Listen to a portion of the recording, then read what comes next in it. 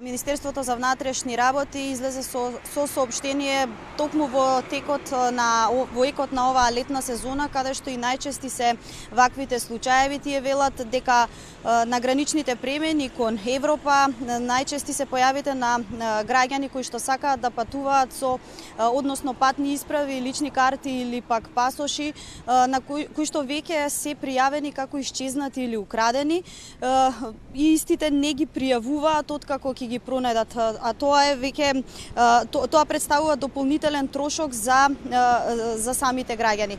Од Министерството за внатрешни работи апелираат до самите граѓани да не патуваат со патни исправи и лични карти кои што претходно ги пријавиле како изгубени или украдени, бидејќи се неважечки и се одземаат, а со тоа и се стопира патувањето на истите.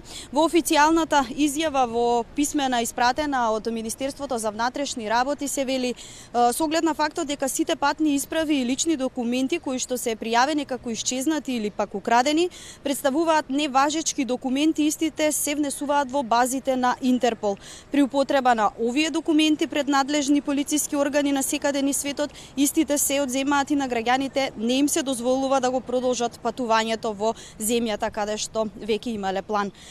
Исто така додаваат дека ова е со цел да се избегнат дополнителни финансиски трошоци за нашите граѓани за вадење на патен налог во некој од амбасадите на Република Македонија, исто така и да не настане пропаѓање на туристичките аранжмани. Апелираат граѓаните пред откако ќе ги пронедат изгубените или украдени документи да се обратат до службите на Министерството за внатрешни работи. За вестите на телевизија Нова, Габриела Тодевска.